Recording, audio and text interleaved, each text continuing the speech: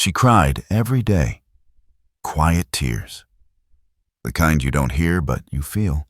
Bill Monroe was just a school bus driver in a sleepy town in Illinois. He didn't wear a badge. He didn't carry a title. But he noticed. While the world passed by in a blur of homework and horn honks, he saw the girl in the third row, the one who cried when no one was looking, the one who left behind a secret that would unravel everything. And when he looked beneath that seat, he found more than a clue. He found a reason to act. What follows is a true story about courage, compassion, the kind of hero who doesn't wear a cape, but saves lives anyway. Stick with us. This one will stay with you long after the final word. Don't forget to like, share, and subscribe if the story moves you. Let's make the invisible visible together. Bill Monroe adjusted his rearview mirror with the kind of precision that only came from 35 years of fixing engines and fine-tuning transmissions. Retirement hadn't suited him. He missed the rhythm, the routine. So now, at 63, he found a second life behind the wheel of a yellow school bus in the quiet town of Cedar Creek, Illinois. The afternoons were always a little chaotic. Kids yelling, backpacks thudding against seats, the occasional rogue juice box explosion. But Bill didn't mind. It kept him sharp, gave his days purpose.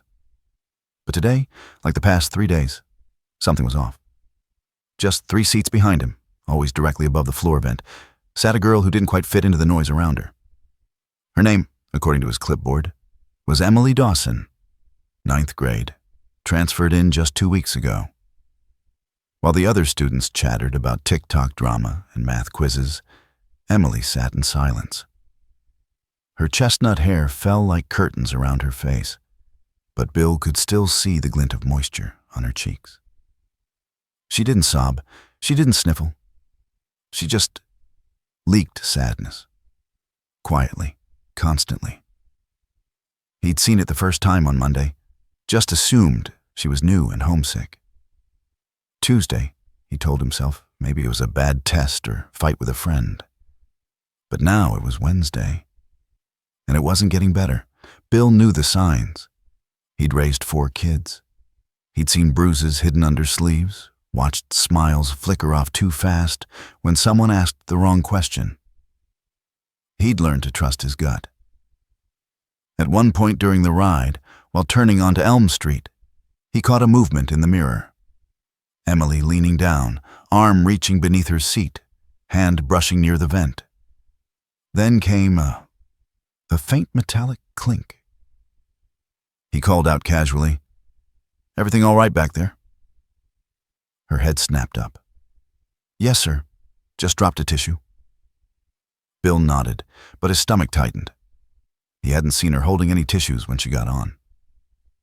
His eyes flicked back to the road, but his mind lingered on that soft, hollow sound. As the route wore on, the bus slowly emptied.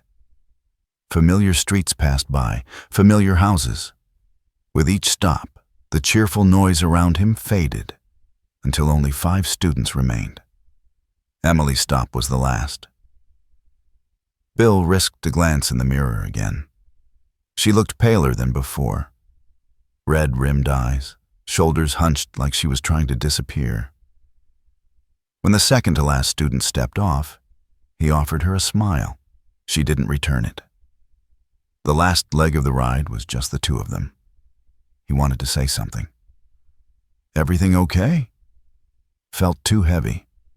Tough day. Too shallow. So he drove in silence, letting the purr of the engine do the talking.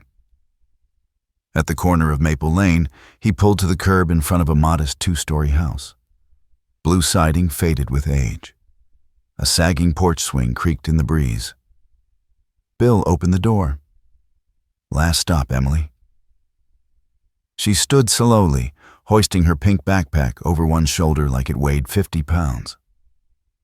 As she passed him, he managed a gentle, "Take care now."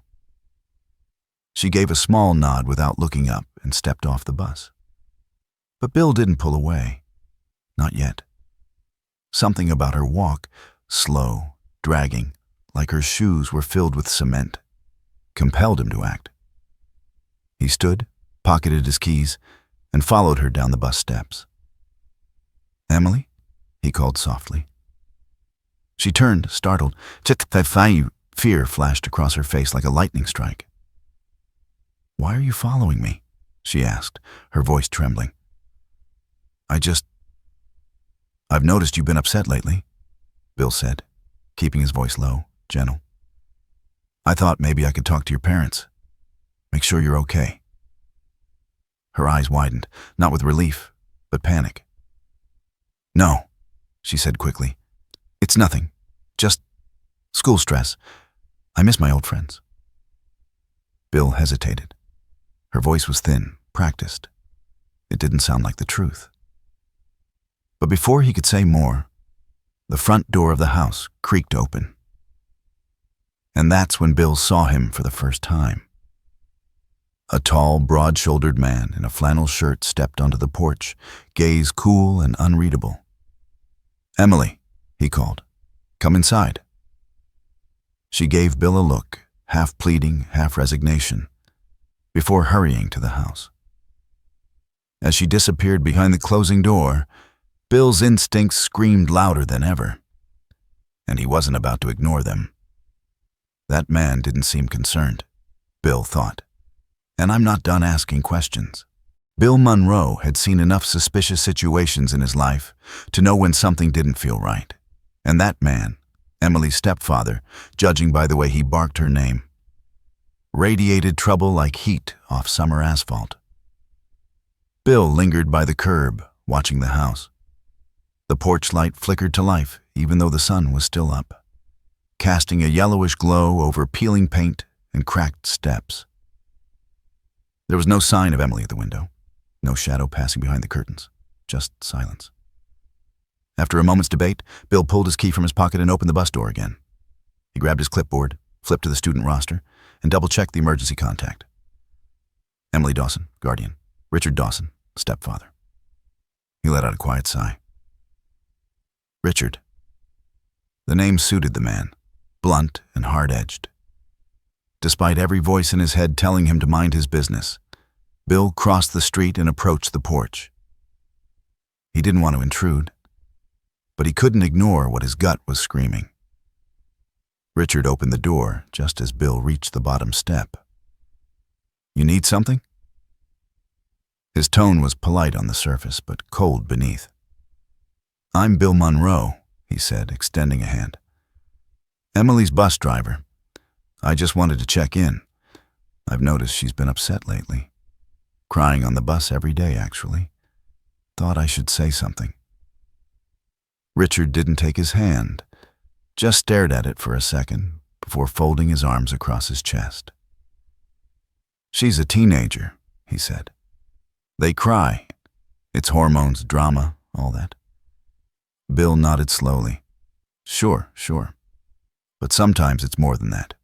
Just figured it was worth a conversation." Richard's face softened. A little, but not convincingly.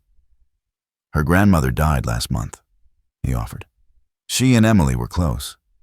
It's been hard on all of us." "I'm sorry to hear that," Bill said genuinely. "Loss hits kids especially hard." Richard gave a stiff nod. "Yeah, she'll bounce back. Appreciate your concern, but we've got it under control." There it was, the dismissal, wrapped in fake gratitude. "Of course," Bill said. "Just wanted to make sure." She seemed withdrawn. "She's adjusting," Richard said, glancing toward the door. "New town, new school. You remember what that's like." Bill remembered. He also remembered that kids who are adjusting don't cry quietly for 3 days straight. "Thanks for stopping by," Richard added, one foot already back inside. "We're about to eat." With that, the door shut. Bill stood there a moment longer, hands in his jacket pockets. He turned back toward the bus, crossing the street slower than before, the weight in his chest heavier now. He knew there was a chance Richard was telling the truth. Grief did strange things. New beginnings weren't always smooth, But Bill also knew when someone was dodging eye contact, when their answers came too fast, too easy. Back in the bus, he sat in the driver's seat, staring at the dashboard for a long minute before finally turning the key. The engine rumbled to life, but it did little to quiet the rumble of unease in his stomach. He checked his mirror one last time, eyes locking on the spot where Emily always sat. That vent, that metallic sound earlier. He hadn't imagined it. Something was going on. As he pulled away from the curb, a plan began to form. He'd check that seat tomorrow, no matter what. And if his suspicions were right, he was prepared to do more than just ask questions. Tomorrow, he'd look under that seat, and maybe, finally, find the answer to the tears no one else seemed to notice. Thursday afternoon rolled around with a crisp breeze and a sky streaked in faded autumn blue. Bill Monroe drove his usual route, collecting the familiar faces of noisy middle schoolers along the way. Laughter, arguments, and the unmistakable crinkle of snack wrappers filled the air, but all of it faded into the background for him. Today, he was watching Emily. She boarded like always, quiet, head down, no words.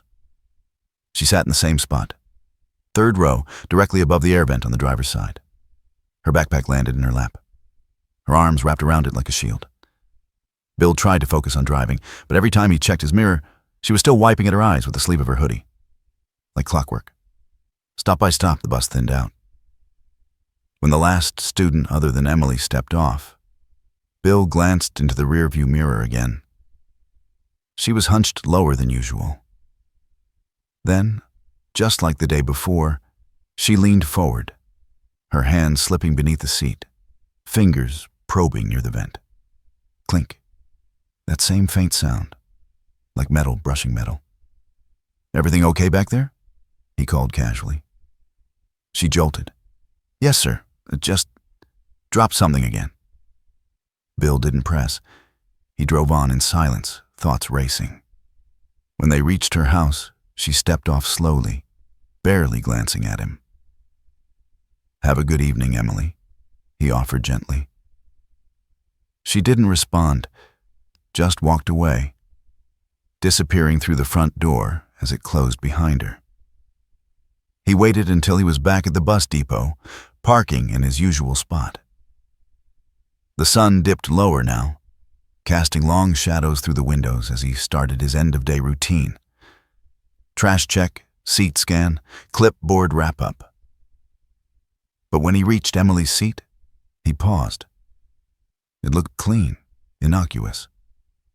He crouched down, his knees groaning in protest, and examined the floor. No tissues, no gum wrappers, nothing, except the vent. It was one of those older grates bolted to the floor, but a faint glint caught his eye. A slim gap, barely wide enough to fit 2 fingers, separated the vent from the metal base of the seat. His breath slowed. "All right, let's see," he murmured, reaching in. It took effort. Whatever was in there had been wedged deep. But finally, with a small tug, he pulled out a plastic package. It was a blister pack of pills. At first glance, they looked like any over-the-counter medication. Pink, round, several already punched out. Bill turned the package over in his calloused hands, scanning the label.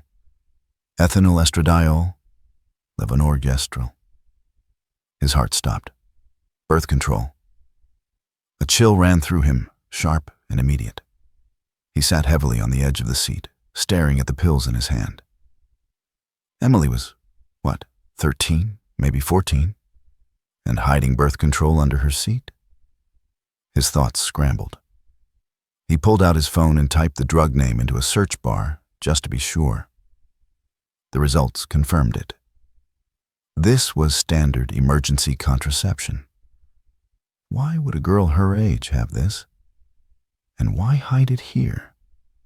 Combined with her crying, her withdrawal, the strange interaction with her stepfather. It painted a picture Bill didn't want to look at, but couldn't ignore. He took photos of the package, several from different angles, then slid the pills carefully into a small zip pocket of his waist bag. His hands were trembling. He found Principal Harrow's contact info in his phone and shot off a message. Found this under a student's seat today? Please advise. Urgent. He waited, staring at the screen. Nothing. After a moment, he tapped the call button. 3 rings, then a weary voice answered. Principal Harrow. Sir, this is Bill Monroe, bus driver for Route 7.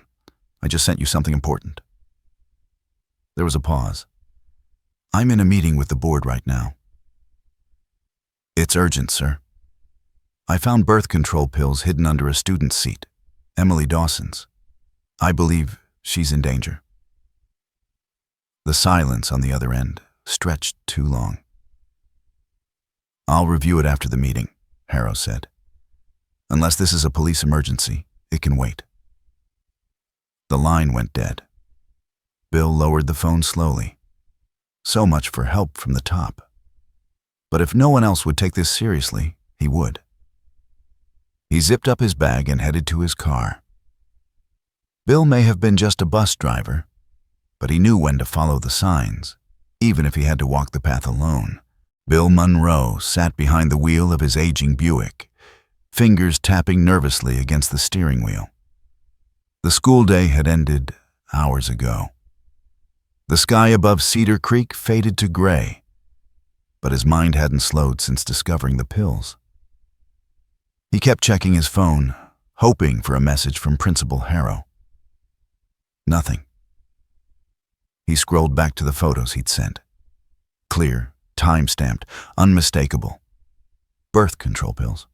Found under the seat of a 9th grade girl. A girl who cried daily, avoided eye contact, and had a stepfather who dismissed every concern with a cold smile. And still no response. Bill sighed, rubbed his face, and stared out the windshield.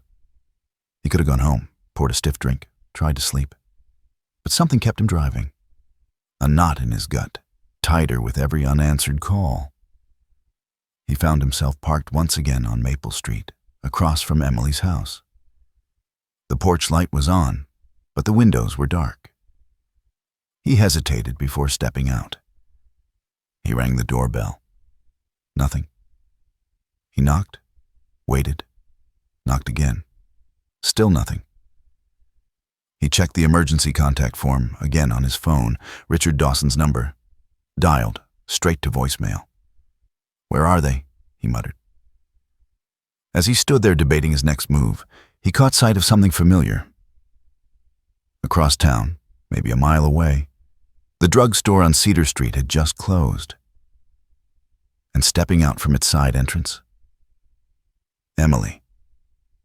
She walked slowly, her arm wrapped across her stomach. Her expression was hollow, eyes shadowed with pain. She was alone. Bill's instincts kicked in. He rushed back to his car, pulled away from the curb, and coasted down the road until he reached her, slowing beside the sidewalk. Emily, he called softly through the open window. She startled, stumbling a step back. It's just me, Bill said quickly. Are you okay? She didn't answer, just stared at him, tense, wary. You look like you're in pain, he said gently. Can I help you get home? Emily shook her head. I'm fine. You don't look fine. Why are you following me? She snapped, voice sharper than before. I told you, I'm okay. Bill held up both hands. I'm not trying to scare you. I just want to make sure you're safe. As they stood frozen in the tension of the moment, a couple walking, their dog paws nearby, watching the exchange with narrowed eyes. Everything all right here? The man asked. Before Bill could explain, Emily spoke first. He scares me, she whispered. The couple stepped in between them. Sir, please back away, the woman said. We can call the police if needed. Bill's heart sank. "I'm her school bus driver," he tried to explain. "I'm just worried about her." "She clearly doesn't want your help," the man said. "Move along." Bill had no choice but to back off. As he drove away, he glanced in the mirror one last time, just in time to see Emily bend over a trash can and retch violently. His grip tightened on the steering wheel. There was no more room for doubt. Something was very, very wrong. And if the school wouldn't act, and the system turned away, then Bill would follow the truth himself, no matter where it led. Bill pulled his Buick to the side of Cedar Street, heart pounding harder than it should for a man his age. Across the street, Emily stood slumped outside the pharmacy, one arm clutched across her stomach like it hurt to breathe. The neon closed sign buzzed behind her. He didn't even think. He just got out of the car. "Emily," he called softly, walking slowly toward her. "Are you all right?" She looked up, startled, eyes wide with recognition and exhaustion. But she didn't run. She didn't speak either. Just stood there, shaking slightly like she wasn't sure whether to trust him or scream. "You look pale," Bill said gently. "You holding your stomach. Did something happen?"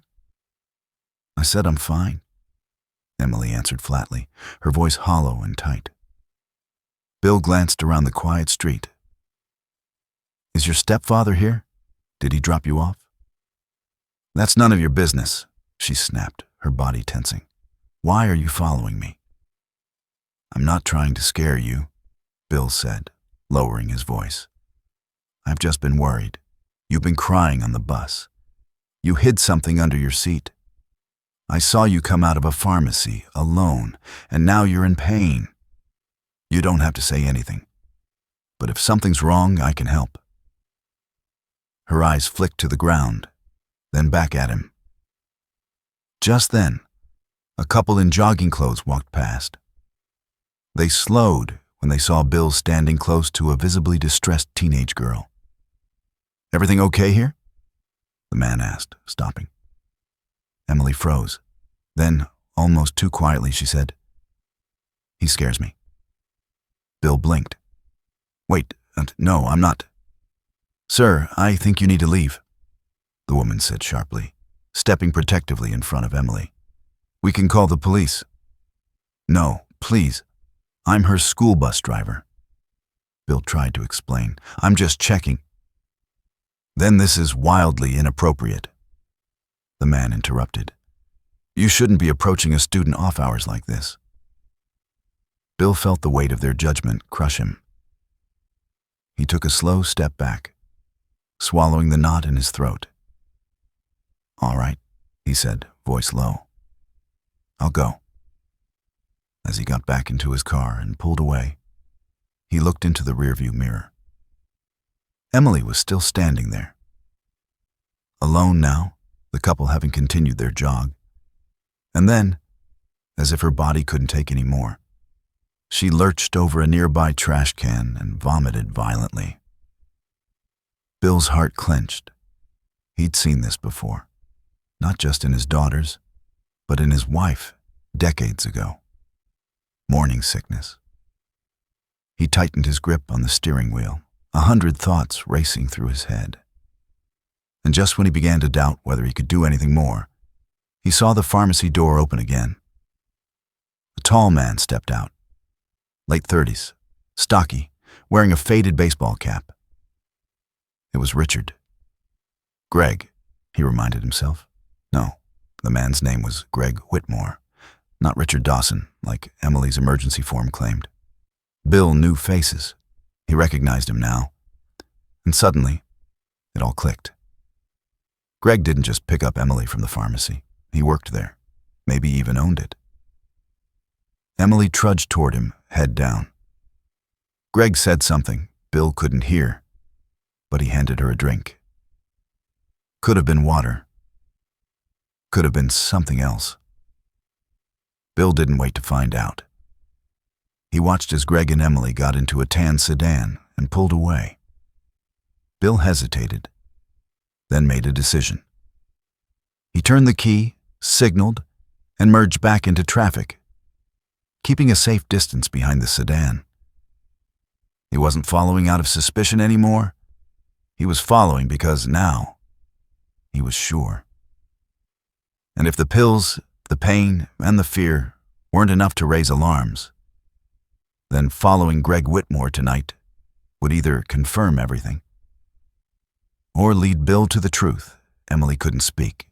The tan sedan rolled through Cedar Creek's outer streets, and Bill Monroe followed from a cautious distance, careful not to get too close.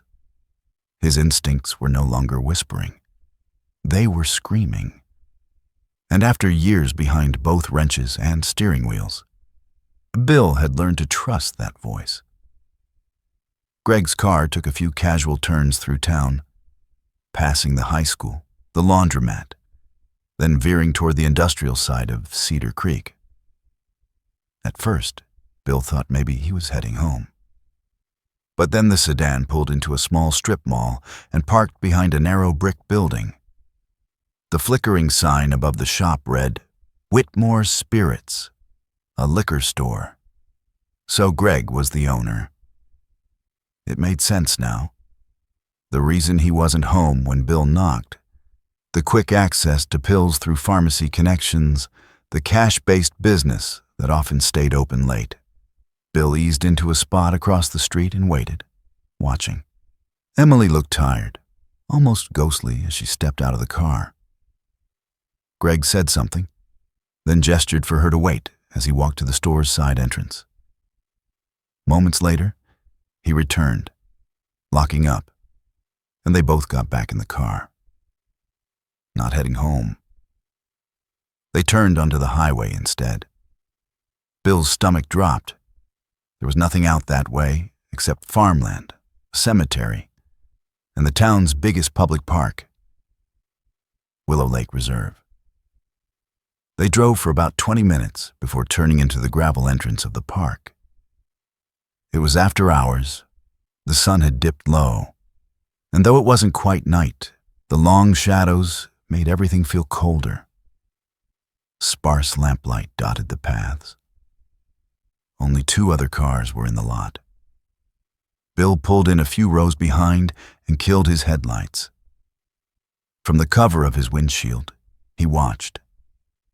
Greg opened the trunk, pulled out a small red cooler, and slung it under one arm. He barked something at Emily, who followed a few steps behind, dragging her feet. Together, they moved toward the edge of the picnic area. Bill waited a minute, then followed on foot, keeping his distance, sticking to the trees. From behind a cluster of pines, he watched Greg lay out a blanket under a gazebo. He cracked open a beer, then handed Emily what looked like a canned soda. She didn't drink it, just stared at it, her fingers unmoving. And then something else happened. 3 men approached from the direction of the trailhead, all in plain clothes, mid-30s to 40s, the kind of men who wore work boots and heavy jackets even in fair weather. Greg stood to greet them like old friends. There were handshakes, a few shoulder slaps, a burst of laughter. But Emily didn't laugh. She sat frozen, staring at the ground, arms hugging herself. Bill's breath caught. He moved closer, heart pounding as the 5 of them, Greg, Emily, and the 3 strangers, started walking away from the picnic area toward a utility building nestled near the woods. A white shed. No lights, no signs. One of the men pulled out a key and unlocked it. Greg placed a hand on Emily's back, nudging her inside. And just like that, the door shut behind them. Bill staggered backward, bile rising in his throat. There was no innocent explanation for this. Not anymore. He pulled out his phone with trembling hands and dialed. 911, what's your emergency? He stepped behind a tree, voice low and urgent. This is Bill Monroe. I'm at Willow Lake Reserve. A teenage girl has been taken into a locked shed, by 4 adult men. I believe she's in danger." "Are you certain?" the dispatcher asked. "Yes," he said. "I'm her school bus driver. I've been tracking this for days. Please, send help now." As sirens echoed faintly in the distance, Bill kept his eyes locked on that white shed. Because whatever was happening inside, he knew he might be Emily's only hope. From his hidden spot behind the trees, Bill Monroe could see the outline of the white utility shed, like a bruise against the fading sky. The dispatcher was still on the line, her voice steady, asking him to remain out of sight and give updates. But his grip on the phone tightened as his heart pounded in his chest. He'd given them everything: the location, descriptions, the urgency. And now all he could do was wait. But waiting wasn't easy. Not when the shed door was shut, and inside it were 4 men and a scared, pregnant girl who couldn't even say out loud what had happened to her. Bill crept closer, heart hammering, until he reached the side of the structure. The shed had small windows high up on its walls, covered in dust. He stood on his toes, wiped a patch clean with his sleeve, and peered through. What he saw stopped his breath. Emily was backed against the far wall, tears streaking her face. Greg stood inches from her, his body towering over hers like a threat. The other 3 men stood nearby, one of them leaning against a folding table, arms crossed. There was a bottle of liquor beside him. "Do as you're told." Greg's voice came through the thin walls. "You know what happens if you don't cooperate." "Please," Emily whispered. "Please don't make me." Bill's entire body tensed. His fingers gripped the edge of the shed until they turned white. "She's going to forget all about you once the baby's here," Greg hissed. "Your mom's going to have a new family. You're nothing to her now." The lies rolled off his tongue like poison. Bill couldn't take it. He whispered to the dispatcher. "They're threatening her. She's crying. Please tell me officers are close." "Units are 2 minutes out," she said. "Please stay safe and keep eyes on the shed." But fate moved faster. Footsteps behind him. Bill whirled around. 2 men in jogging clothes, faces tense. "What are you doing, man?" one asked sharply. "You spying on them?" Bill quickly explained, voice low and urgent. "I'm the bus driver. That girl in there, she's in danger. I called 911. They're on their way." The 2 men glanced at each other, then at the shed. One of them climbed to peer into the same dusty window. "Jesus," he muttered. "We can't just wait." "They said not to intervene?" Bill warned, but his voice wavered. Inside the shed, the noise had gone still. Maybe they'd heard something. Maybe they sensed a presence outside. Suddenly, a faint voice broke the silence. Barely audible, but unmistakable. "Help. Please help me." That was enough.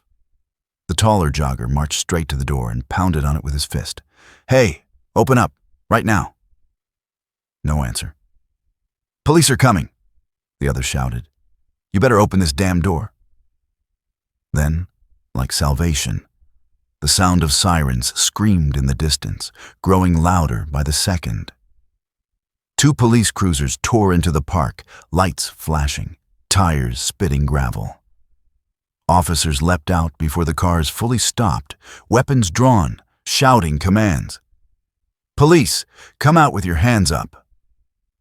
No movement. Then one officer retrieved a battering ram from the trunk and in 2 solid hits, splintered the door open. "Get down, hands where we can see them." Bill held his breath. 3 of the men inside dropped immediately, raising their hands. But Greg? Greg stayed standing, his hand gripping Emily's wrist. "Step away from the girl," an officer yelled, weapon aimed. Greg didn't move. "This is a misunderstanding," he said calmly. She's lying. Last warning, the officer barked. Greg reached, not for Emily, but for the bottle on the table. Don't, one cop yelled. Drop it. For a second, it looked like Greg might lunge, but then slowly he dropped the bottle, sneered at Emily, and sank to his knees. Handcuffs clicked. Officers rushed in, leading the men out one by one. As Greg passed Bill, his eyes locked on him. This is your fault, he growled, trying to break free as two cops restrained him. Bill didn't flinch. Because fault? If being the one who refused to look away made him at fault, he'd carry that weight proudly. But even as the cuffs closed and the flashing lights swirled around them, Bill knew this wasn't over. Not until Emily was truly safe. The flashing red and blue lights threw chaotic shadows across the grass as officers secured the scene. The white utility shed now sat open, its door barely hanging on, surrounded by yellow police tape and the hum of radios. Bill stood nearby, still holding his phone, the dispatcher having hung up only minutes earlier once units arrived. His heart still hadn't settled.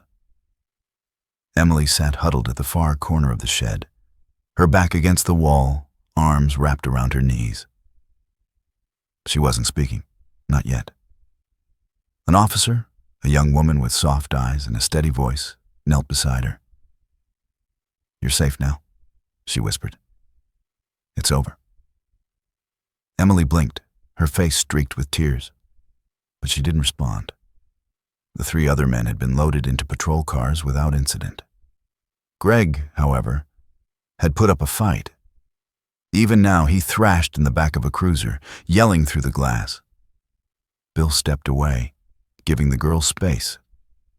He leaned on the trunk of a tree, watching the scene unfold as another police car pulled in, this time with a social worker in tow. A paramedic approached with a blanket and a bottle of water. Emily flinched at first, but allowed the blanket to be draped around her shoulders. Then she looked up. Her eyes found Bill's across the clearing. For a moment, she simply stared. Then she said something to the officer beside her. The woman nodded, stood, and walked toward Bill. She's asking for you, she said gently. Bill's chest tightened. He hadn't expected that. He walked slowly toward the ambulance where Emily now sat at the back, her legs dangling. The paramedic stepped aside. Hi, he said softly. Thank you, Emily whispered, voice hoarse. For not leaving. Bill crouched so they were eye level. You never have to thank me for that. From his bag, he pulled out the small pack of pills he had found under her seat and held it up. I found these, he said gently. Under the seat where you always sit. If you're ready, now might be the time to talk about them. Emily stared at the package. Her lips trembled. I didn't know what else to do, she whispered. The social worker stepped closer, notebook in hand, but her tone was calm, patient. Emily, we're not here to punish you, she said. We just want to understand, so we can help. Emily nodded, slowly. My mom, she left a few weeks ago. She went to my grandma's to have the baby. She said it's tradition in our family to give birth at home, with her mom there. She thought I'd be okay with Greg, said it would be good for us to bond. Her voice cracked. But he wasn't like that. Not to me. She paused, then added in a whisper. He came into my room at night, when I was asleep. Told me if I said anything, he'd kill the baby. Kill her. The collective breath seemed to leave the air. And the pills? The social worker asked. I started throwing up in the mornings. One of the girls at school, she thought maybe I was pregnant. She gave me a number to call. I used money I'd saved from birthdays. Bought them at a place that doesn't ask questions. They're prevention pills, the paramedic added gently. They won't work if you're already pregnant. Emily's eyes widened. I didn't know that. Her hands clutched the blanket tighter. I was just trying to stop it from being real, she whispered. Bill blinked back the sting in his eyes. He had daughters. He'd held them through breakups, through hospital visits, through the death of their mother. But none of that compared to the sheer weight of what Emily was carrying. A female officer stepped forward. We're going to call your mother now, Emily. She needs to know. No, please, Emily said, panic rising in her voice. She'll hate me. She'll think I let it happen. She won't, the social worker said firmly. This is not your fault. Bill reached out, gently placing a hand on her shoulder. Your mom needs to be here. You don't have to face this alone. Emily nodded slowly. Because maybe, for the first time in a long time, she believed that might be true. And as the call went out to her mother, a new chapter began. One that would finally give voice to all that Emily had endured. The emergency room at Cedar Creek General buzzed with its usual chaos. Nurses moving between rooms, intercoms crackling, the sharp scent of antiseptic hanging in the air. Emily sat on a hospital bed in a private room, her small frame swallowed by a gown too large. A blanket clung to her shoulders more for comfort than warmth. Her eyes were dry now, but only because she'd cried everything out hours ago. Bill Monroe sat nearby in a stiff plastic chair. He wasn't family. He wasn't a teacher or counselor. But when the paramedics had asked who should stay with her, she had only said one word. Bill. He hadn't hesitated. Dr. Chen, a soft-spoken woman in her 40s, stood by the window, scrolling through a chart on a tablet. She looked up, her expression careful. Emily, she said gently, we've completed the initial tests. I want to speak to you honestly, okay? Emily nodded slowly. You are pregnant, just barely. A few days to a week. But the results are conclusive. Emily didn't cry. She didn't speak. She only turned her head and stared blankly at the wall. Bill's heart clenched.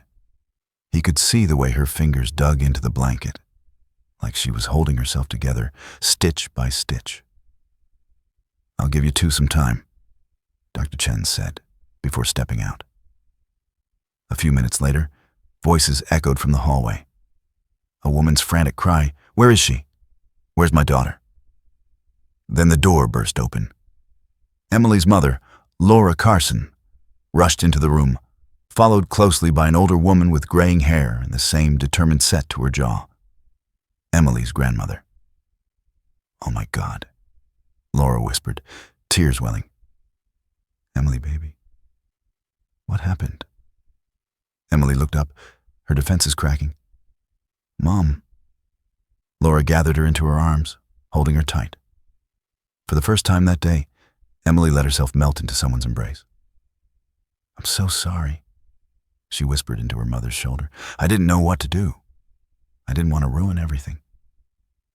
You didn't ruin anything, Laura said fiercely. None of this is your fault. Across the room, her mother, Emily's grandmother, stood frozen. Then her face hardened. Where is he?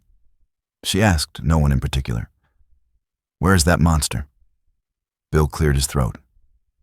He's in custody. The police arrested him at the park. The older woman turned to him. And who are you? He's the one who saved her, Laura answered. Bill's her bus driver. He saw what no one else did. The grandmother crossed the room and took Bill's hand in both of hers. You brought our girl back to us, she said, eyes brimming. Thank you. Before Bill could reply, Dr. Chen returned, her voice professional but kind. Mrs. Carson, she said, turning to Laura. Emily is very early in the pregnancy. You have options.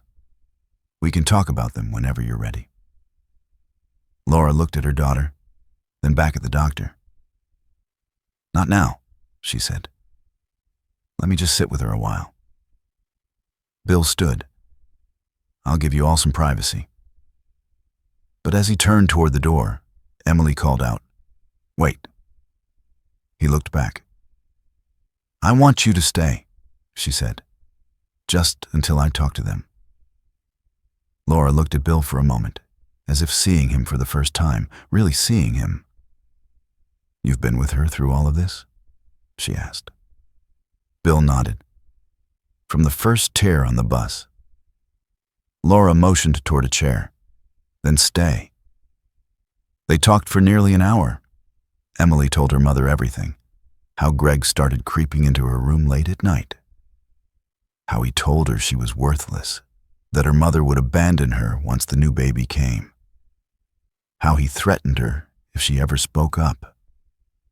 How she'd bought the pills in a panic, thinking they would fix things. By the time she finished, there wasn't a dry eye in the room.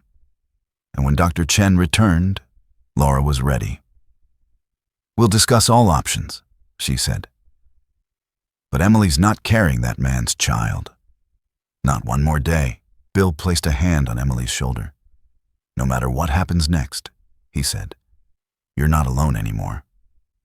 And while the road ahead would be long, for the first time in weeks, Emily knew. Someone believed her, and that changed everything. Silence had settled into the hospital room like fog. After the confession, Laura Carson sat frozen in the plastic chair beside Emily's bed, her hand still holding her daughter's. Her eyes were red, her face pale. Every word Emily had spoken replayed in her mind like a broken record.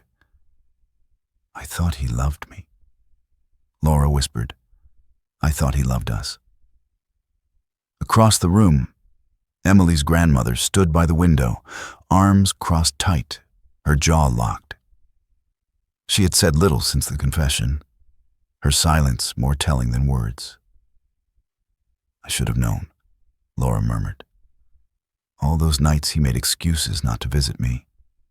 I just thought he was working." Emily didn't speak. She simply stared at the ceiling, her fingers twitching slightly under the blanket. Dr. Chen returned a few minutes later with Dr. Morales, an OB/GYN specialist. After brief introductions, Dr. Morales gently reviewed Emily's pregnancy timeline and what they needed to monitor. Laura's face contorted. "She can't have his child," she said. "She's barely 14. Dr. Morales nodded. "You're not alone in feeling that. We'll discuss all legal and medical options with you shortly." Just then, Laura gasped. Her hand shot to her belly, eyes widening in pain. "Mom?" Emily sat up quickly. Laura breathed in sharply, sweat beading on her brow. "It's too soon." Dr. Chen was already at her side. "How far along are you?" 38 weeks, Laura panted. "Due in 2. A strong contraction took her mid-sentence. Emily's grandmother rushed over. "The baby's coming. She's early." Dr. Morales turned to the nurse outside. "Get a wheelchair and prep maternity, now." Emily looked panicked. "Mom, don't leave me alone." Laura reached out, grasping Emily's hand with trembling fingers. "You're strong, Em. Stronger than I ever was. I'll be okay. I promise." Then she was gone. Wheeled down the hallway in a blur of motion, nurses and doctors shouting orders as they moved. Emily sat on the bed, staring at the doorway where her mother had disappeared. "I shouldn't have said anything," she muttered. "It made everything worse." "No," Bill said, sitting beside her. "You didn't break anything, Emily. You just revealed what was already cracked. That's not the same." "I was scared she'd hate me." "She doesn't," he said. "She blames herself. But that blame belongs to Greg, no one else." Emily was quiet for a long moment. Then she asked softly, "What if she doesn't have time for me anymore? What if she only cares about the new baby?" Bill smiled gently. "I've got 5 kids. Want to know the secret?" She looked at him, hesitant. "Love's not a pizza," he said. "You don't slice it up and get less the more you share. It's like a flame. You light one candle from another, and suddenly there's more light, not less." Emily didn't smile. Not quite, but her eyes softened. "Thanks for staying," she whispered. "You've got a lot of people staying now," he replied, "and we're not going anywhere." A few minutes later, Emily's grandmother returned, breathless. "Your mom's in active labor," she said, "but she wanted me to tell you. She's doing this for you, for both her daughters." And as one life was preparing to enter the world, another, Emily's, was finally beginning to heal. The waiting room outside the maternity wing had dimmed with the evening, though the fluorescent lights above never changed. Bill sat alone, sipping a bitter coffee from a vending machine cup, his back aching from the day's strain. He should have gone home hours ago, but something held him there. Something more than duty, more than curiosity. It was hope. Hope that the worst had passed. Hope that the people who failed to notice would now finally open their eyes. He glanced up as soft footsteps approached. Emily's grandmother, Eleanor, stood before him. She looked exhausted but upright, strong. "She wanted me to thank you again," Eleanor said, her voice quiet. "Laura, she's still in labor, but the doctors say she and the baby are okay so far." Bill nodded. "That's good to hear." Eleanor sat beside him. For a moment, they didn't speak. Then she turned to him and said, "We almost lost her. My granddaughter. Because all of us, her teachers, her family, her school, were too distracted to see what was happening. But you saw it," she continued. "A man with no badge, no authority, just a rearview mirror and a good heart." Bill didn't respond right away. "I didn't do anything special," he finally said. "I just didn't look away." "That's what made it special," Eleanor replied. The moment hung between them, warm and heavy. Just then, the doors at the far end of the hallway opened, and Emily appeared, escorted by a nurse. She walked slowly, still pale, but upright. When she saw Bill, she broke into the faintest, realest smile he'd seen all day. "Mom's okay," she said. "And the baby, a girl." Bill smiled back. "That makes 2 strong girls in one night." Emily hesitated, then reached into the pocket of her hoodie and pulled out something small. It was the now empty blister pack of pills he had once found beneath her seat. She handed it to him. "Thanks for finding these," she said, "and for not throwing them away, for not throwing me away." Bill took the pack, closed his fingers around it, and nodded. "You were never invisible, Emily. Not to me." And as the hospital walls echoed with a newborn's first cries, another voice, one long silenced, was finally being heard. The morning light seeped through the windows of Cedar Creek General as the world outside slowly came back to life. Inside, however, things had never stopped moving. Downstairs in the emergency department, the final paperwork for Greg Whitmore's arrest was being processed. Officers stood by as detectives gathered statements. 3 of the men arrested alongside him were already cooperating in exchange for lighter charges. Detective Ramirez, a stern man with kind eyes, approached Bill, who sat reviewing a timeline of the week's events. "Mr. Monroe," he said, offering a nod. "We've confirmed Greg has a prior history. Nothing concrete on paper, he was careful. But there were whispers. He targeted single mothers with daughters. Emily wasn't his first victim. Bill exhaled deeply, but she'll be his last. He's not getting out on bail? Ramirez confirmed. And with the photos, the pills, the testimony, he's facing serious time. We're also investigating whether the school ignored warning signs. Bill's jaw tightened. They did. We'll call you to testify, Ramirez said. You've done more than your part already. Thank you. Later that day, Bill made his way back upstairs.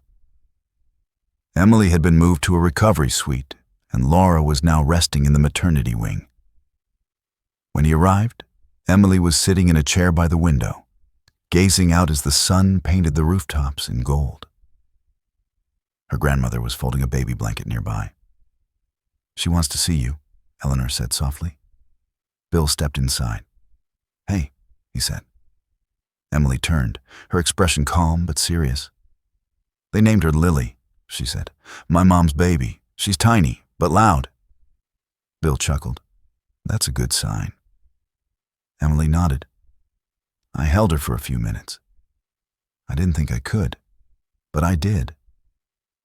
She was quiet for a moment, then added, My mom said she's sorry. She said she should have seen it.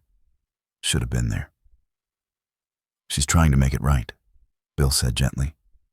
And she is. Emily looked at him, her voice dropping. She said, we can talk about the pregnancy. About options. You have every right to choose, Bill said. What matters is that the choice is yours. Emily looked down at her hands. I don't know what I'll do yet. But it feels different now because this time, I'll decide. Not him. Bill placed a hand over hers. That's all anyone can ask. A nurse appeared in the doorway. Mr. Monroe, she said with a smile. Laura Carson wanted me to tell you. She's awake. She said you're welcome to come meet Lily. Bill hesitated. I don't want to intrude. You're not, Emily interrupted. You're part of this now, whether you meant to be or not. Bill followed the nurse to the maternity suite. Laura was propped up in bed, pale but radiant. In her arms, wrapped in a pink blanket, was Lily, tiny, perfect, new. She has your eyes, Bill said softly. Laura looked up at him, tears in her eyes. I never imagined the man who drives a school bus would be the one who saved both my daughters. Bill shook his head. All I did was pay attention. Then maybe that's what the world needs more of, she whispered. People who actually see. He smiled, then turned to leave. But Laura's voice stopped him. Please, she said, stay, just a little longer. And as he stepped closer to cradle a life just beginning, Bill knew sometimes doing the right thing simply means refusing to look away. Spring arrived early in Cedar Creek that year. The dogwoods bloomed a week ahead of schedule, and the cold finally loosened its grip. Warm winds danced down school corridors, and laughter carried farther now, like the world had exhaled. Bill Monroe sat alone in his bus at the edge of the parking lot, the late afternoon sun glowing on the dashboard. He was waiting for one last passenger. Emily. She stepped onto the bus slowly, not with fear this time, but with purpose. Her hair was tied back, her hoodie swapped for a denim jacket. She wore it like armor. Hey, Bill, she said, offering a smile. Hey, kid, he replied, tipping his cap. She moved to her usual seat, third row, above the vent. This time, she didn't hunch. She sat tall, no tears today. How was your meeting? Bill asked, shifting into drive. They said I'll get to testify, Emily replied. At his trial, if I want to. You thinking about it? She looked out the window, then back at him. I think I need to. Not just for me, for the other girls who never got the chance. Bill nodded. Proud of you. They drove in silence for a minute, the kind that wasn't empty but full, with unspoken trust, shared history. At her stop, Emily hesitated before standing. "My mom's bringing Lily to the park this weekend," she said. "We're planting a tree. Something new. Something just ours." Bill smiled. "That sounds perfect."